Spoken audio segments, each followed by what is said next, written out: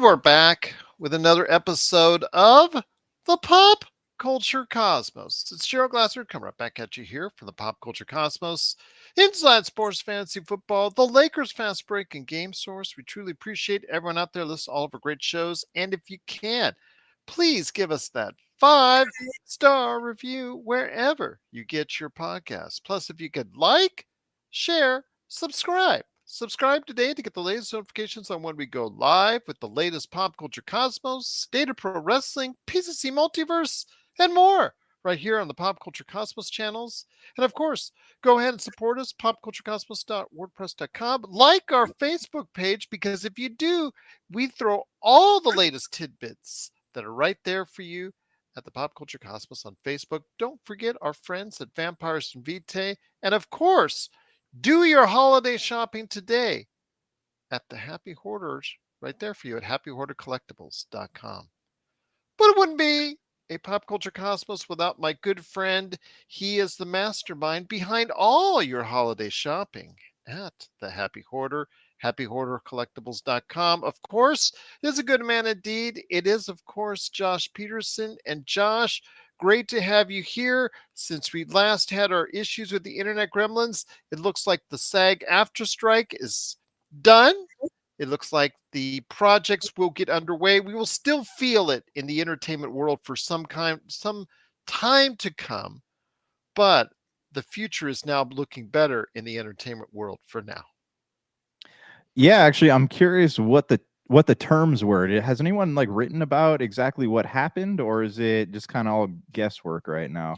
Well, I noticed that when it came down to it, as they were getting closer to an agreement, the final issues were coming down to AI. I think the part is where money in regards to future funding, streaming rights, streaming payments, as far as that's concerned, that became less of an issue, and AI, not to the regular actors out there, but to the higher profile actors came into a little bit more of a situation where higher profile actors, let's throw it, I'll just throw like Robert Downey Jr. for an example, where I think the issues between the studios and the SAG AFTRA union was that the studios wanted more control of the higher profile actors. They were okay. We'll give it to you guys on as far as the regular character actors and not scanning them and using them forever as far as for background shots. Okay, we'll go ahead and maybe stay away from that, but we want to go ahead and have our stars available to us for the next millennia going forward. And I think they were able to come to some sort of agreement on that, because that was pretty much what I was reading was the last and final sticking point before an agreement was made. See, that's it's still kind of messed up though. I mean, yeah, it's good that the average Joe isn't going to have their face like saved and used, but the higher profile actors, like what I'm curious how the money for that works. Like when the actor passes away, like we had whatever that guy's name from Star Wars, and then they did like some CG scenes of Leia, I think. How does that work as far as the estate goes? That's the thing. It should always be up to the estate. And I was talking about this with Melinda on the last show, is that uh, if there's this, let's say we become famous or whatnot, and you know, it should be up to you know, my estate, the people who handle, my relatives, the people who are in charge of my likeness Right. down the road, 100 years from now, whether or not somebody comes with a project and say, I would love to use like an AI version of Gerald to help tell this story. It should be always up to the estate to say whether or not yes or no. It should never be up to the studio to go ahead and decide someone else's fate just because they appeared in a movie 100 years prior. Oh, absolutely. Yeah, I don't think that's right at all. Again, that's what I was inferred as far as from the news outlets before they went as far as to a final agreement on that. I have to see what tooth, the fine print is going to say in regards to that, as far as when you go ahead and look it through the I's that are dotted and the T's are crossed. If it finally is, the fact that the AI issue has been put to rest, in favor of the actors, and we'll see if that comes to fruition. But because I haven't heard any real gripes from the actors in regards to that status since an agreement has been made. But again, that probably comes out in the wash over the next few days, weeks, and months. So if we hear anything otherwise, we'll report it right here at the Pop Culture Cosmos. But it is going to be a great episode. I do want to mention happyhoardercollectibles.com. If you need your shopping today done in the world of pop culture, you got to go ahead and check out the brand new updated site for Happy Hoarder Collectibles, including a discount code, which get you some money Amen. Amen. savings for you. But Josh will mention that to you at the end of tonight's show. Go ahead and tell you about that. But got a lot of things to talk about, but we are happy that the SAG after strike is over. Again, there's all this work to catch up on, all the films, all the TV projects, everything related to it that was put to a halt. That's going to take a while to catch up. And we already saw with what's going on with Marvel, that's going to be something where next year, Marvel will only have one film right now on the slate for next year in Deadpool 3. That might be actually a good thing, because the first news item I want to go ahead and touch on is the Marvels. The Marvels opened this past weekend. It is the 32nd Marvel movie in the Marvel Cinematic Universe. And my friend, we talked about how the disappointing returns eventually happened for Ant-Man and the Wasp: Quantumania earlier this year. This actually trounces that. In fact, it did not have a good opening weekend. In fact, it is the absolute worst. Think of the Eternals, any of these other movies that have come out in the Marvel Cinematic Universe. Nah, they're better than the Marvels. The Marvels comes out to the worst opening in Marvel Cinematic Universe history. So I want to hear your thoughts on this, my friend, as I bring out the numbers here the next time I'll talk, with about $47 million domestically and a little bit over 110, I think, worldwide. That's, for a $300 million movie, my friend, and the fact that the Marvel Cinematic Universe is riding on this. We'll talk about Loki season 2 here in a second, but this is bad news for the MCU, my friend. And you know what's weird?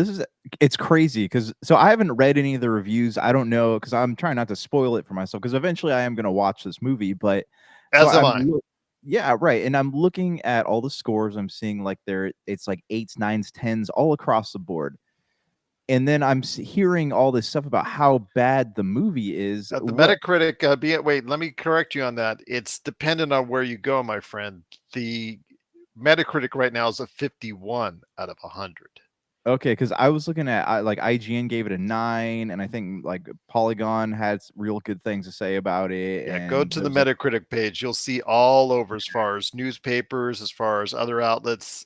They have given us, I've seen zeros, I've seen 20s, I've seen 30s, and I've seen 80s and 90s. So this is all over the place. So right in the middle, this is absolutely 51, 52 scores, the overall average on that from Metacritic. And I think that's pretty much where it stands. It's so the division in what people think of this movie.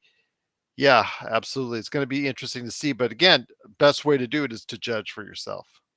right, right. But my point is this though, like are people now at the point where they're trying to find good things about Marvel movies and they're not coming organically? Like, oh man, well this is not a great movie, but at least it's a movie featuring so and so. You think we're at that point now? We're getting close to it, my friend. I mean, we just come off of also as well season 2 of Loki, which we'll talk about here in a second.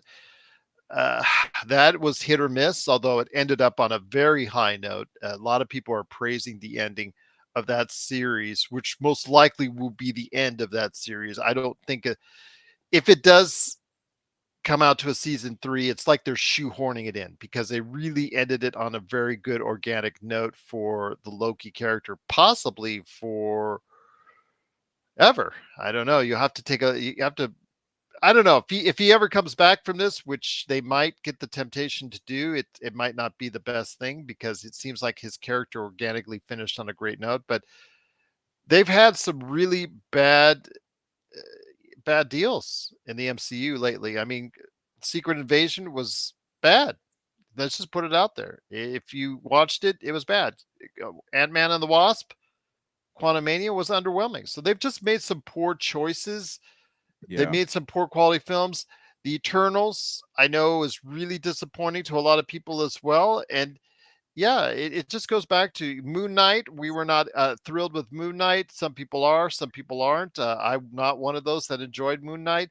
Miss Marvel was there. It just really wasn't that inspiring to me. But then again, it was probably not catered to my age demographic. It was catered to, I think, probably a younger audience for the, especially for Miss Marvel. And I hear that of all the people in the movie, that Miss Marvel is the character that you want to follow the most as far as in this movie. Yeah, that's what I saw too. I was reading, just little snippets about people saying that she is they're kind of trying to set her up as like the future of I guess the female led MCU. They want to do the Young Avengers, basically, is what they're trying Ye- to do. right, yeah. Yeah, no, sorry. What I mean is like she's supposed to be like the how Black Widow was set up to be like Yes. the female powerhouse in the MCU. So I mean and I'm okay with that. I mean I don't dislike her character. I didn't like the show, but I didn't dislike her character. Mhm. Again, it just comes down to the point where when you have such a terrible opening, it sends a message. Sends a message when you spend so much money. This is going to be a bomb any which way you say it, because $300 million, and it probably won't even come close to making anywhere near, not even breaking even. It probably will actually lose quite a bit, well over probably 150, $200 million when all is said and done. And that to me is something. Disney's had a lot of those. Disney's either had breakout successes or breakout failures. And it seems like it's just one or the other right now with Disney. And that's not a good sign. Consistently that they were making money hand over fist for years in the movie scene. That's not happening anymore for them as well. Well, it kind of makes you wonder though, like what what's going on? What's happening? Because I know there is, from what I've read, there's some tension between Iger and Feige over like what's causing some of these Marvel failures. That's why Feige's been doing, rewrites on a lot of things. But at its core, is it Feige that's doing it, or is it studio expectation? Do you think? Well, if we were able to go ahead and give him praise for over a decade because he was overseeing all this, my friend, he is Yeah. making the final call on this. It's not Disney, it's not Iger, it's him. He's been given carte blanche after the success of Endgame to go ahead and see the next phase of this as he sees fit. And so far, something has happened after Endgame where it's just like, okay, think of it like a retail store. And your retail store, let's say you're doing well, and then you're at the peak. You run this great sale, and you get more customers in than you could ever imagine. And then you talk about, okay, what comes next? What do we need to do next to bring them in back again? And what Yeah. comes next for Kevin Feige has not worked out so well. It's been disoriented. I know some of that could be attributed to COVID. I get that. I understand that. But a lot of that has to do with the quality of the products. Because if the quality of product was good, then no matter how much COVID put everything in disarray, people would still be clamoring for your projects. And unfortunately, that doesn't seem to be the case right now. Well, it makes me wonder too. Like Endgame was massive. Like Yes. it was a major pop culture event. So are we at a point now where he just doesn't know where to go now? That's the peak. You could say, looking back in history, that could be said eventually that that was the peak of what superhero films would be. Well, that's what I'm at. Yeah, exactly. So like, it is have we reached the end of the superhero cinema era? I don't think so. I think there'll always be one or two or three, superhero movies that come every once in a while that will garner that kind of just that kind of interest. I mean, for instance, like the Christopher Nolan movies, Mhm. that's something as far as the Dark Knight and the Batman Begins and Dark Knight Rises, that trilogy of Batman films, that would have succeeded in any type of situation because Oh, that, yeah, and absolutely. remember that came at a time where superhero films were persona non grata for the most part at that point in time after the failures of the early 2000s. So I think that it all depends on the type of film. Like I will see if Joker 2, when Joker 2 comes out, if that's a failure, then I might reach your understanding on that as far as that possibility that superhero movies are dead. But you can see with even Guardians of the Galaxy Volume 3, that still scored over $800 million. So there's still money to be had. It just needs to be under the right circumstances. Yeah, yeah, right. And also, it might have something to do with the fact too that like I don't mean this to sound disrespectful, but I don't know many people who really came out of the first Captain Marvel movies thinking like, "Oh man, that was a great movie." And I don't think it has anything to do with like Brie Larson or anything, but I just think those movies just Well, I aren't. think a little bit has to do it because people were complaining she didn't smile enough or didn't show enough Oh, emotion. I think yeah. over the course of time, and I said this to Melinda, I think that her performance and comfortability with the role has improved dramatically, similar to what we saw with Thor. Thor was very wooden and Shakespearean like in the first few times around when it came to Thor, and he came more comfortable with it. Now, he might have gone off the rails, which you have said, because it became too comedic for you and a lot of other people, especially with the last Thor, but he grew more into the role. I think when it comes to Captain Marvel, Brie Larson's grown more into the role, but unfortunately, maybe people just not liking what's been written around her. Yeah, yeah, I agree because personally, like, and it's nothing, nothing against the character itself. I've never gone out of my way to read the Captain Marvel comic book, so I'm not as familiar with the character and the mythology. But I feel like if she was really like a staple of Marvel, we would have seen she would be in a lot more comic books than she's actually in. So I think she's just not. Guardians of the Galaxy had a great writing team. They were unknown characters, but they had a great writing team, and the characters were very interesting. You wanted to see them develop, and I think Captain Marvel she's kind of a cardboard character. What are your thoughts out there on the big time failure, the biggest failure ever at the box office for an opening weekend for a Marvel movie in the Marvels? Please let us know your thoughts. We are very sad and disappointed that that's happened. But what is now the future for the MCU? Everything is changing, and it may not be for the best for Marvel Cinematic Universe fans out there. So please let us know your thoughts. Popculturecosmos at yahoo.com. Well, my friend, speaking of Marvel, I can say that maybe there is some bright light. Maybe there is some hope because of what's going to go hopefully down future for the Marvel Cinematic Universe. We've talked about all the changes that have been made in regards to the latest changes by the MCU behind the scenes. But what happened at the end of Loki season 2 with Tom Hiddleston's character, Loki, who again just did a fantastic job himself in the show, wasn't given the greatest material, especially on the front part, became a little bit too talkative and a little bit over everyone's head in regards to the structure, in regards to the time variance and the time loop, and the just the whole thing of the structure, the way it was built, and the way they had to just continually explain things to you during the first few episodes. But once it really got back into the action and really got back into telling a story in regards to what they needed to do, it became a lot better. And then ultimately led to the fact that Loki had to make an ultimate sacrifice himself, or this variant of Loki, because the 616 Loki met an untimely end in Avengers Endgame. But this variant for Loki is become a big time hero, which is something that I think, what, 13 years ago or 12 years ago, when the first time we saw Loki on screen in Thor, we'd never imagined. Yeah, his character is definitely developed a lot more than most of the characters in the MCU. I mean, I would say Iron Man's character is probably the most developed, but yeah, Loki's kind of come full circle, hasn't he? I mean, he went from being this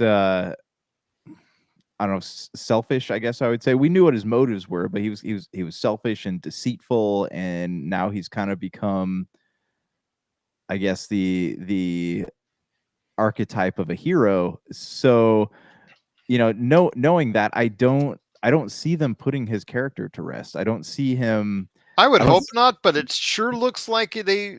they need to, the way they organically finish it off at the end of season two. That's all I'll say. Right, but I don't know. Or at least Like that variant. How about that? That variant. but that's the variant that everybody likes, you know? Like I know. I'm not there's going to be some kind of thing like a plot twist, you know, and he's going to end up coming back into the MCU. He'll see Thor again. It'll be a thing, you know? It's I don't see his character going away though. the thing is though, I mean, he if you go into spoilers, and I will go into slight spoilers, just he makes an ultimate sacrifice and now is basically in order to save all the different time branches that are out there, all the different time frames that are out there. There's, there was just one sacred timeline that was only going to be saved, but he managed to go ahead and save all the other timelines that was involved, basically by sacrificing himself in order to do so. But now he is burdened with the task of maintaining all of these timelines going forward. And in doing so, it just seems like, I don't know where that goes from here unless you do something to just throw all those timelines out of whack once again, which what they did before. So it just seems like whatever they do to bring him back, which would be a great for the fans out there, unfortunately, it just seems like it would be like shoehorning him back into the story in the Marvel Cinematic Universe. Yeah, but whatever they end up doing with Kang, I think they could use that as a way to bring him back. Okay, that's true because they still plan on, as of this time, as of Mhm. our recording, they're still planning to utilize Jonathan Majors in some way. I don't know if it's going to be continuous past the Kang Dynasty, the Avengers 5, the fifth Avengers movie. I don't know if it will actually be anything beyond that, but as of now, they plan to utilize Jonathan Majors' Kang character going forward to a point. I don't know if they're going to continue that beyond because of the financial returns and ratings returns have not been what they wanted it to be. So you're right. They, in order to go ahead and tell the better story as far as how to move on from somebody different than King, they may need Loki to go ahead and help tell it. You know what's crazy though? Like there's an easy way to turn things around. You know, use Kang, that's fine, but like people are clamoring for more Tobey Maguire, more Andrew Garfield. They did a good thing with Wolverine, you know, bringing him into Deadpool. Like there is a way to bring people back, to make people interested again, and they know it. They know what the fans want. They just got to do it. They just got to do it indeed. So again, it ended up the series on a very good note, and I was very pleased the way it ended up. It, again, started out a little bit over everyone's head and just became very explanatory, and it kind of bogged itself down at the beginning. But once they were able to tell the story the way they should, it became something very good indeed. And then, of course, it sets up the TVA for some interaction with Deadpool coming up next year in the only Marvel Cinematic Universe movie to come out next year. At least it's on the schedule right now because they've moved all the other ones off the schedule. Are you happy that there's only going to be one Marvel movie next year, my friend, in Deadpool 3 coming out as of now in late July? I mean, kind of. It'll give me a chance to play catch up, but I also don't think that it's going to stay that way. I'm sure we'll see other things shifted and moved around because the strike literally just ended. So I think they're trying to figure out like, oh hey, well what can we push out at what time? Like what is our they're trying to reassess their timelines, I think. So I'm we'll probably get at least one more Marvel film coming out in 2024. What are your thoughts out there on season 2 of Loki? Did it end up well for you? And do you like where, or do you like what happened to the character of Loki, who would now, by a lot of people estimations, is one of the most beloved characters in the Marvel Cinematic Universe? Would you like to see him come back again? This variant that seems so popular with everybody out there. So please let us know your thoughts on Loki season 2, Pop Culture Cosmos at yahoo.com. But my friend, before we hit the break, I wanted to know if you've gotten a chance to go ahead and check out the specs and the pricing for the Steam OLED deck, which was surprisingly announced in the middle of last week and surprisingly released here in the not too distant future. So, what are your thoughts on the Steam OLED deck? A, I guess, a successor so to speak, a half step from the original Steam Deck that came out a couple years ago. Your thoughts on the Steam OLED deck, the OLED deck that looks very nice indeed. Yeah, it looks really cool, and I've been impressed with the Steam Deck. It's a lot better than I imagined it would be. At first I thought it was just going to be like a little handheld laptop, but it has a lot more power than people realize. And just the versatility of the Steam platform itself, like everything available on it and what you can do with it. It's not locked up. You can actually put your emulators and whatnot on there too, and eventually it's supposed to be able to access Games Pass. I think the Steam Deck is like the king of the handhelds right now. The problem is it's just it's not it's not readily available, and it's still just a little bit more expensive than the Switch. But that being said, if you're in the market for something handheld and you have the funds for it, the Steam Deck, I think, is definitely the better deal now. Well, it's still over $500, my friend. It's still over what a console costs. I believe. Right. Let me get you the pricing right there. It's 549 for the entry level, 649 for a 1 terabyte version of it.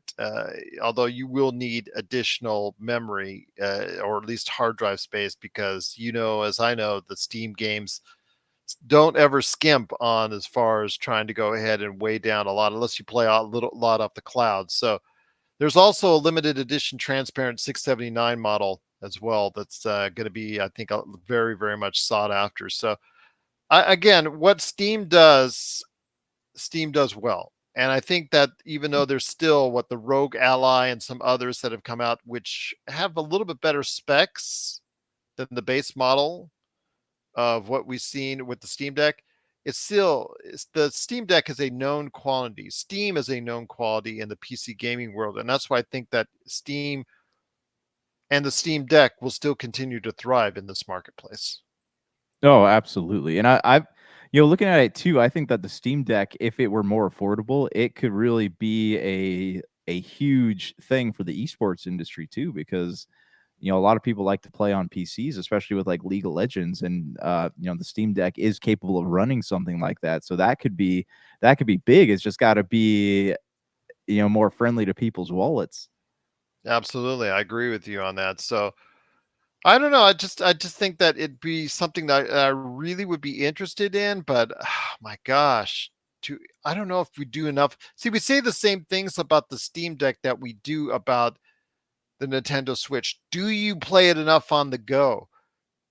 It seems like Right. a lot of people, they like the idea and the concept of having this portable device, like we did with the Vita when it originally came out, like we did only the Game Boy, and obviously the iterations of therein that we've seen. The Nintendo DS were really the games that really the consoles that actually really transcended people's interest because the fact that people did go on the moves with it because of the size of them. I still think the size gets away from people on that because, for instance, with the Switch, it's not something you could really put in your pocket comfortably and things of that nature. Same thing with the Steam Deck, but the DS and that was obviously something that we saw that people could just put in their pockets and go. So I don't know. There's still, even though the of course we have the Nintendo Switch, selling well over 100 million units, I still think that it'll still be thought of as a home console first and foremost. And I still think the same about what we're seeing with the Steam Deck. Steam Deck will be played mostly by people in their home. Yeah, I guess it's that's true. It's kind of a cheap alternative to a gaming PC. So that's Yeah. you're probably right there. Yeah, and I agree with the handheld gaming. Like look at game. I think Game Boy and Nintendo DS is when all that stuff was in its prime, and that's because people had time to go places and play games, and they had more time to relax. I mean, I would not be surprised if console gaming hours have drastically decreased in the last 5 years because look at the state of like the economy right now, right? Like where people have to work two jobs to support themselves and things are crazy expensive. So how much time do people have to really sink into gaming these days? What are your thoughts out there on the brand new Steam Deck OLED version? The beautiful screen enhances all the graphics there for you. Still around the same price, just a little bit more expensive than the original Steam Deck, but still, is it going to be something you're going to pick up this holiday season? Please let us know your thoughts. Popculturecosmos at yahoo.com. My friend, 1/2 hour down, 1/2 hour to go here on the Pop Culture Cosmos. This is really what I wanted to talk to you about. Okay, the SAG after strike ending. That, obviously I wanted to hear your thoughts on that. The Marvels being the MCU's worst ever opening. Obviously, I want to talk to you about that. Loki season 2 and the Steam Deck. But what I really wanted to talk to you about, my friend, was Call of Duty Modern Warfare 3, which debuted on Friday. And it was so funny because I was doing something else at Walmart, and I was going through the electronics section. I was expecting a huge line. I was expecting a huge line waiting there back in the old days. Expecting a huge line in front of the GameStop there, that's right across the street. Nothing, my friend. Nothing at all. It's just a bunch of digital cards. I didn't even see physical copies on the first day. On the first few moments, you could sell at the world's largest retailer the copies of what will most undoubtedly be the most popular game in the US, if not the world, for this holiday season, and that is Call of Duty Modern Warfare 3. How weird is that, my friend? I just saw digital cards. You just go and pick up the card, you buy it, and then you just digital download. It just seems to me so weird. And I texted you this, and it was just because I was just so fascinated on where we've come from where we've been because of the fact that we are no longer in a physical world, which again affects you a little bit more than me on this. I'm okay a little bit more buying digital. I get it, I understand it, but still, the fact is, someone who used to run video game stores, not a whole, well, actually, it was about 15 years ago. Okay, so it's been 15 years. Still, it's kind of strange that nobody is clamoring for a physical copy of even the most popular video game IP right now. Yeah. That is interesting. Walmart is also, from what I'm reading, Walmart is also heading towards carrying less games, less media. The Walmart up by us has actually condensed a lot of their things down to just a few sections now. So I honestly think that 2024 is going to be a turning point, and we are going to be heading into that all digital future, which really makes me sad. It's unfortunate, but I don't know, man. I don't know. Like you would expect, right, of all games, that Call of Duty would be something that people would be picking up physical copies of. But then again, like, is Call of Duty going the way that Halo is going, where they're trying to make one platform and they're just kind of adding on to it over and over again? Like a I live don't know. service, because live Right. service is the key word, as we heard last week with Sony saying, well, our next 12 live service projects, only 6 of them are really going to go off as planned. The other 6 are still in question. So I'm like, because we're going in on all live service. Warner Brothers, the head of Warner Brothers Games, said, we're going in, all in on live service games. Live service, my friend, live service is the key. So you're right. With the future now of Activision in the hands of Xbox, because they now officially own the Activision brand, and this is the first Call of Duty that's being released under the Xbox banner. Isn't it funny that now live service is now the key? And you're talking about one of the stalwarts of an individual service that has tried to profit itself on both a live service and a traditional video game selling platform. And part of me wonders with this, like, have they done market research? Do people want all digital games, or are we just, is it a cost cutting thing? Because, I think it's more of that than anything else. or are they mad? Because, like, I know Nintendo doesn't like the fact that their games, when they're sold secondhand, like the stuff that they don't sell anymore, like your original Nintendo copies of Final Fantasy or Metroid or whatever. I know that they don't like the fact that people pay a premium for them and they don't see any of that money. So I Like, wonder if and that has. Mario copies that sell for hundreds and hundreds and Right, thousands of right. dollars. Yes, I can understand that. Or even in some case, millions of dollars for the rarest Y- of Mario games. right, exactly. Okay, but I guess like with Call of Duty though, I don't know, Modern Warfare 3.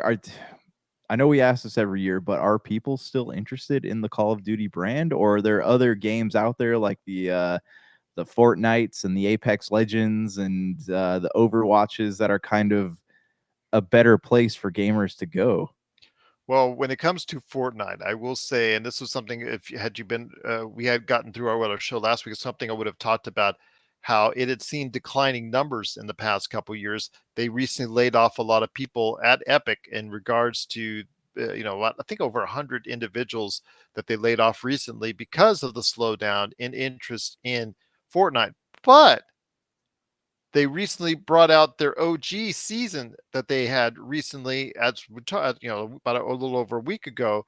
I was going to actually talk about this on the show, and their numbers were as big, if not bigger in some cases, than they were before at their height for a period. Now they haven't been able to sustain those numbers, but people were still coming into playing Fortnite, so it can have those batches where it still becomes the most premium played game on the universe. And you talk about, like you said, all the other live service free to play games that are, Genshin Impact, so many other games that are out there that really have done a great number and have a sustainable base. Plus, you have other games like, that have really garnered an interest so far this holiday season because this is one of the best video game years of all time. And hello, cool bro. Shout out to you, my friend. Truly appreciate you joining us here at the Pop Culture Cosmos. But when it comes right down to it, my friend, Call of Duty still matters. There's still those people like a Madden. Why does Madden still sell? Why does FIFA still sell? It's But because do you people come in year out to buy their games. but do they I mean, do they still sell? Like are people still Madden interested still in finished them? number 1 in August. So you tell me, my friend. FIFA still finished up there in September. So you tell me. Yeah, Or it I is shouldn't say interesting. FIFA, EA Sports Soccer, FC, whatever it is now, because you can't say FIFA now with EA. I feel like we're about to hit a point though where these like big franchise games are going to start going away because look at these indie games. Some of these indie games coming out are critically acclaimed. They're just as big, if not bigger, than some of these major Alan titles. Wake 2?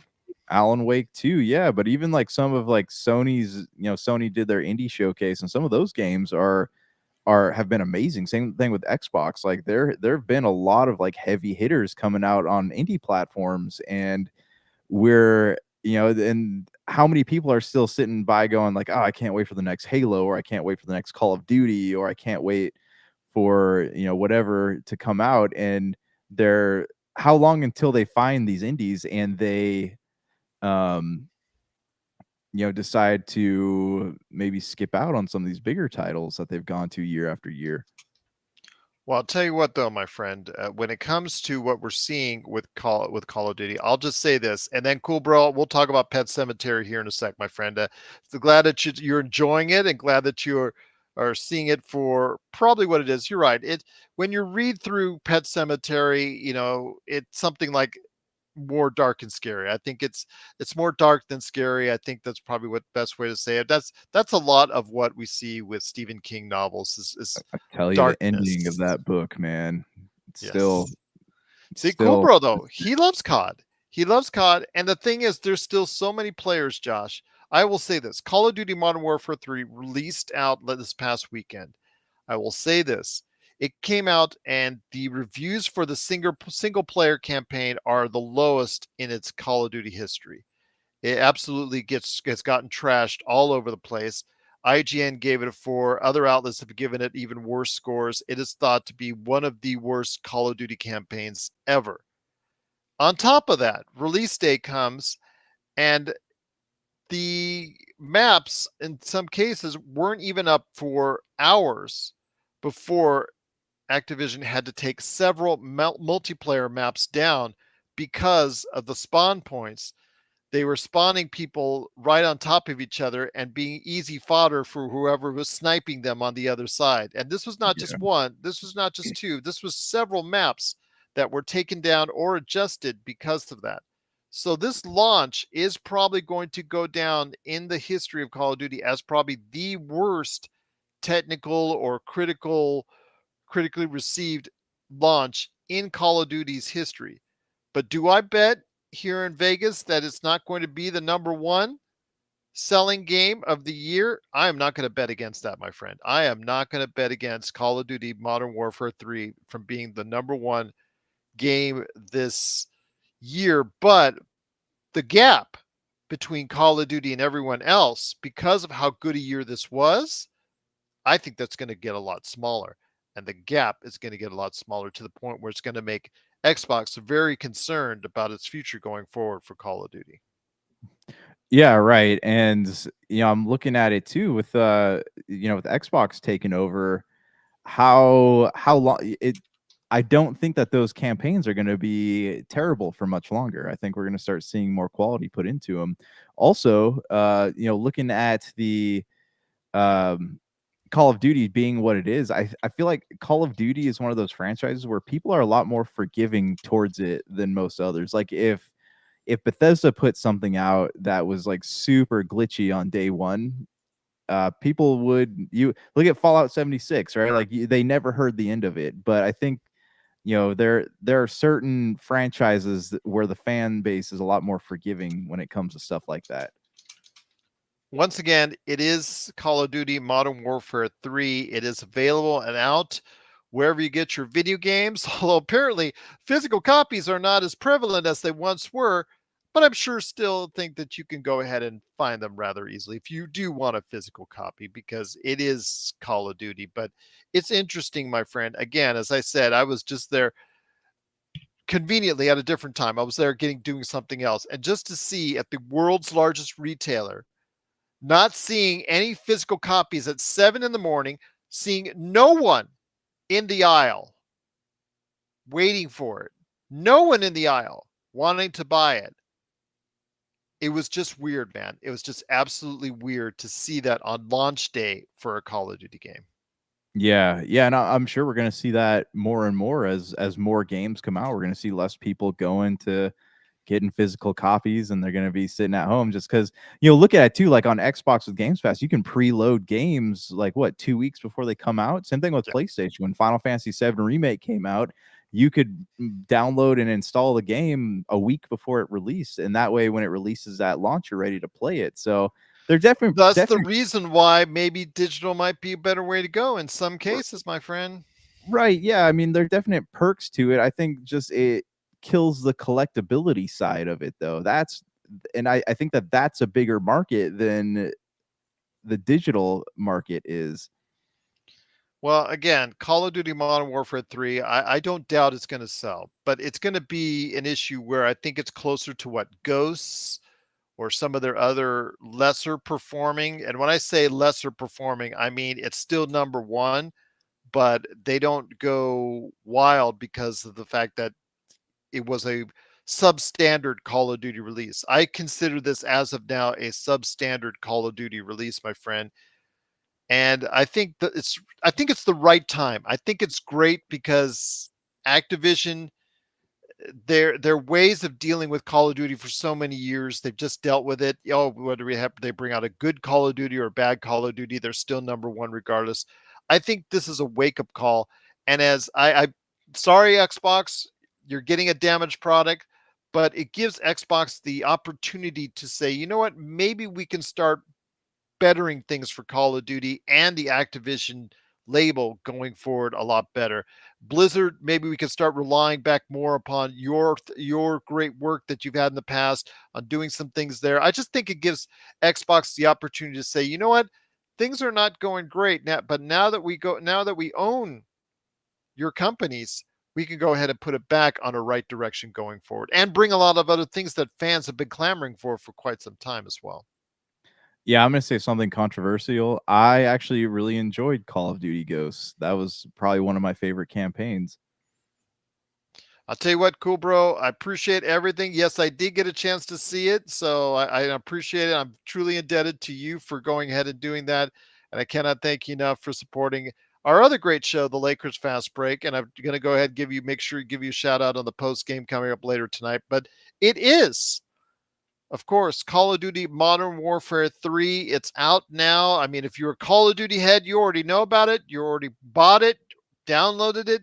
You might be playing it, but we want to know, are you having the same issues that have been talked about the past few days in regards to the multiplayer maps? Are you worried about the quality, or did you try the single player campaign and thought the quality of the campaign was just not there? Please let us know your thoughts on if you've enjoyed your experience so far with Call of Duty Modern Warfare 3, and do you think if there's a tipping point where you think that going to start seeing some declining returns for Call of Duty in the near future? Please let us know your thoughts. Popculturecosmos at yahoo.com. Well, my friend, almost out of here, my friend. And before we go, I'm going to make sure that you have plenty of time to go ahead and give some love to the Happy Hoarder and the special discount code, which I made sure that people would go ahead and have to wait for you to go ahead and give a big shout out on. But before we head on out, my friend, Netflix had its Geek Week or Geek Week, Geek Week, whatever. And basically tells, they showcase a lot of stuff that's coming out. Some of this is, or actually a good portion of it is like 2024 and beyond, like Stranger Things, because of the delays and the strike and all that. Good luck if that comes out in 2024. They still say 2024, but I kind of doubt it. The Umbrella Academy 2024. We probably won't see that until late around this time next year would probably be my guess.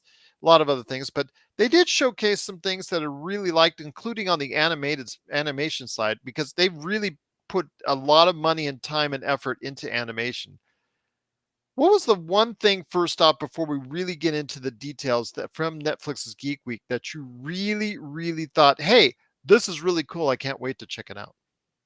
Yeah, actually, really. So I saw the Devil May Cry trailer, and I actually got really excited Hmm. about that. But also, the Yu Yu Hakusho. I knew you were going to say that. I do. Yeah, That's I thought would be your number one, to be quite honest yeah. with you. That well, so I'm always been a hardcore Devil May Cry fan, but the Yu Yu Hakusho looks really cool. It looks, it doesn't look like your typical anime adaptation, and I think that's One Piece, One Piece really started something.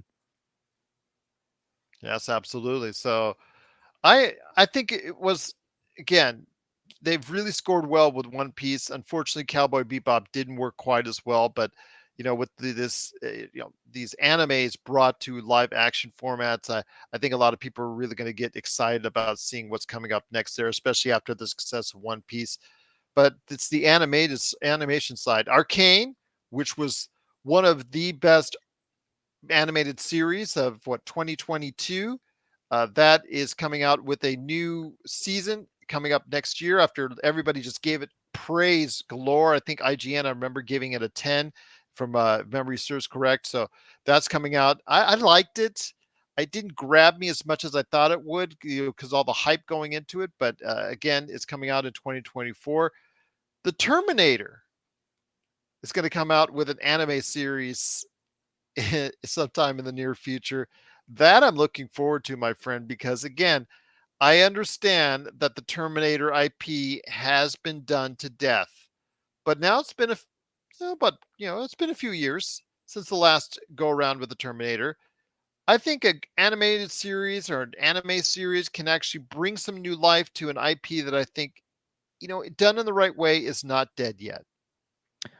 So Terminator is a weird property because Alien, something like Alien, right, is would be hard to completely reboot because the the mythology all makes sense. It's all very much tied together. But Terminator, the mythology in that universe has been not watered down, but it's so convoluted at this point because there's been so many like stories and retellings and time jumps and time changes and all of that stuff. And I think because of that, it is prime for a complete remake at this point.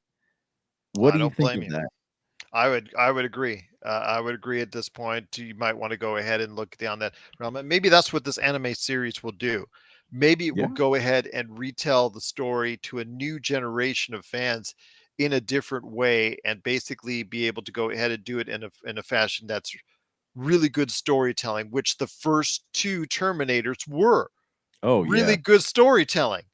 It Yeah. was basic, but it was still way it was presented. James Cameron really did a great job of to me, it's still some of his best work. Sorry, Titanic. Sorry, Avatar. But to me, it's still much his best work, his most enjoyable work to me. So I can't wait to go ahead and see what this may do to that IP once again. So I don't know. I'm excited for it in a way I haven't been excited for a Terminator project in. Well, when did Terminator 2 come out? To what, 1980 something, somewhere in 19 there? early 1990s. Early Yeah. 1990s, yeah. Yeah, but I mean, if you look at it, like, right now, Terminator is a more relevant idea than any other science fiction property out there because, I mean, look at where we're headed right now with Yeah. AI taking over everything.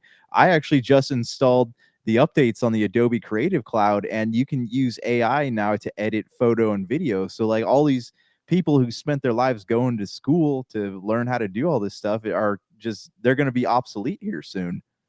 Well, I'm looking forward to it, my friend, but it is more. There is more to talk about when it comes to Netflix Geek Week. Avatar, The Last Airbender. Your Mhm. thoughts, my friend? They debuted some footage from it, so I want to hear your thoughts. Is it something that you're going to be interested in watching when it comes out? Yeah, actually, it doesn't look too bad. But also, I said the same thing about M. Night Shyamalan's Avatar or Last Airbender movie too, and that ended up not being amazing at all. So I don't know. I don't know. I'm hoping to be pleasantly surprised. I saw it's cool that they're actually allowing them to finish the Umbrella Academy. But what? Okay, so I did not see any trailers for Jurassic World Chaos Theory. I wanted to ask you about that. What is that? I think it's an animated series for in Okay. the realm of Jurassic Park. So I'm not a huge Jurassic Park fan. I may catch it. I'm not sure if I will, but again, for those out there that love the lore, this is another old IP that maybe seen better days after the Chris Pratt versions were kind of hit or miss, but it made a lot of money. So I guess that can't be too argument there. But maybe now that a few years have been removed from the last iteration, maybe it's now time to get back into telling a renewed story in the Jurassic World universe once again. Yeah, yeah, that's another property that can't there's not really any way for it to go forward except for it to be rebooted. So I Yeah. mean, and people might hate me for saying that, but yeah, that's another property that seems like if they're going to keep reusing the IP, they need to just start over. One of the things that I did like, though, that's very, and after, especially after how she won the Academy Award, this woman is not stopping at all. She's worked so hard and worked so much and worked so frequently, and we've seen her in so many different things over the past few years.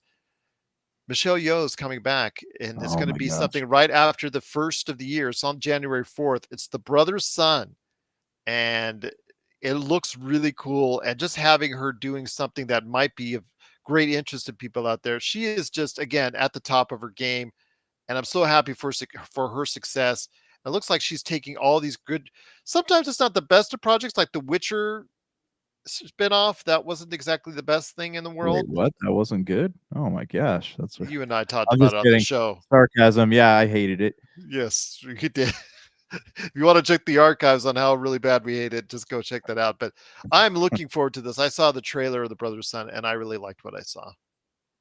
Yeah, I mean, honestly though, Michelle Yao was the only good thing about The Witcher, and so I will watch anything that she's in. I haven't seen the trailers for this, but already I want to watch it because Michelle Yao's in it. There you go. Absolutely. I mean, just a lot of good stuff. Of course, there's another Masters of the Universe Revolution, and I do want to thank Netflix for reviving that He-Man Master of the Universe brand. With Kevin Smith, the retelling of the Master of the Universe type stories and whatnot. So they've been able to take that IP and be able to now utilize it in so many different ways. So that's been good on them to go ahead and do so. Rebel Moon is the one I want to talk to you about. They showcased another trailer for Rebel Moon, which I think the part one comes out next month, if I'm not mistaken. So I want to hear your thoughts on Zack Snyder's vision. It looks epic, but will it be epic with what we see with Rebel Moon? Yeah, I don't know. So I love Zack Snyder. My whole family loves, Zack Snyder stuff. And I know I always say like color palettes and all that, but he has some pretty amazing color palettes. Anyways, um I'm excited about this, but Zack Snyder is one of those people when it comes to creating his own lore, like he gets his head like stuck up his own backside, kind of like Tetsuya Nomura, right? When it comes to some of his like Kingdom Hearts stuff and all that, like it just gets lost. It gets lost. Like it makes sense to him, but it doesn't make sense to anybody else. So I'm hoping that it doesn't happen with this because I'm excited about it, and I this might be an opinion not everyone shares, but I actually really like Charlie Hunman as an actor. Like I think that he's really great and he just needs to be given the right role. So I'm hoping that this is, one of those right roles for him. But yeah, I mean, right now I am cautiously optimistic that this is going to be a good movie. I am cautiously optimistic as well. I mean, Jimon Honsu, one of my favorite actors, is also in this as well. So I'm really psyched about it. It's funny how Mm. he plays like in the last film in Gran Turismo. He's just like only in a few minutes. He's the dad.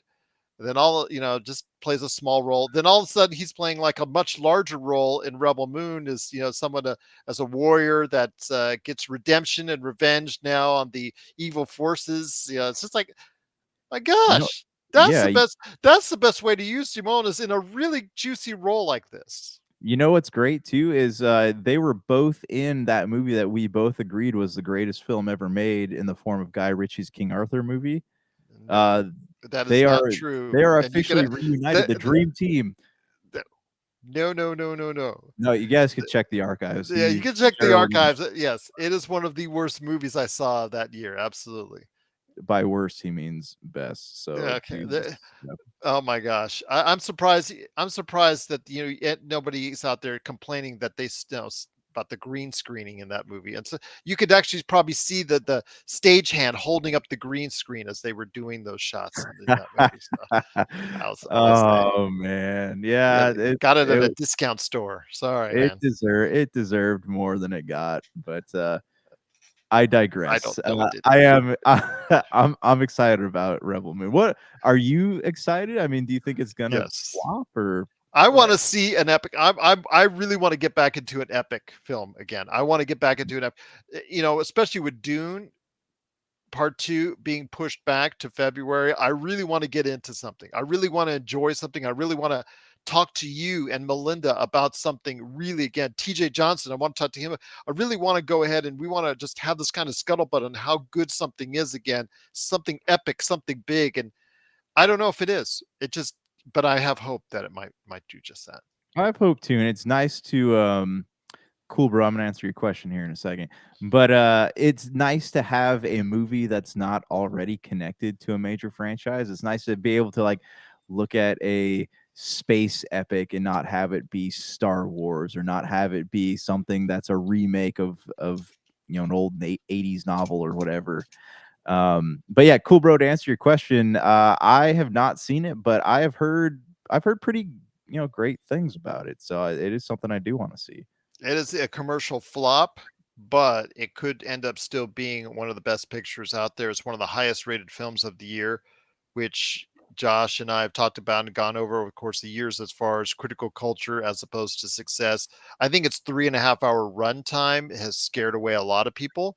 Yeah. Plus also the fact that it is being financed quite a bit by Apple. So people are just waiting to catch it on Apple TV Plus. So we'll Yeah, see what Brendan Fraser's happens. in it though, so Yeah. can't go wrong there.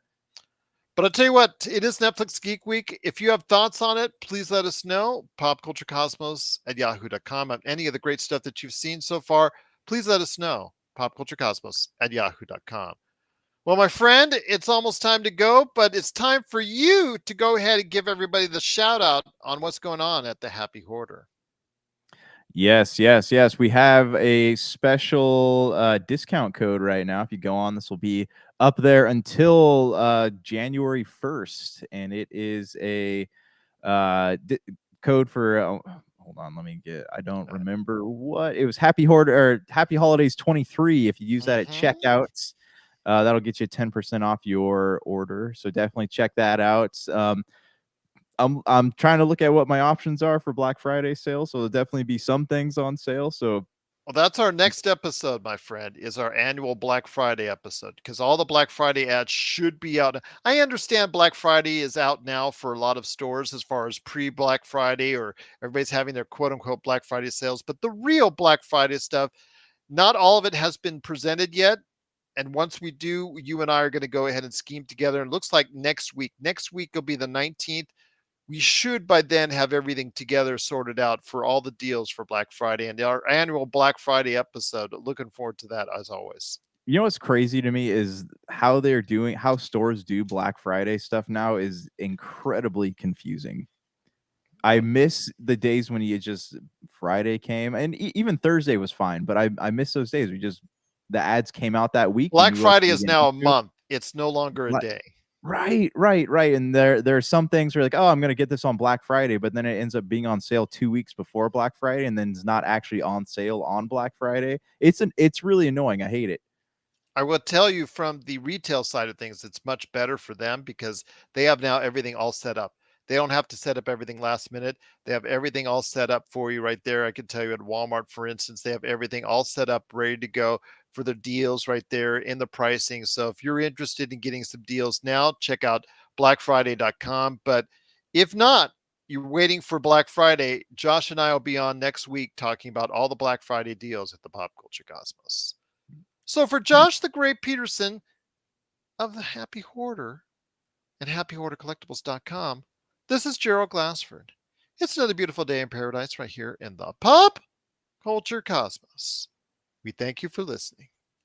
And here's hoping you have yourself a great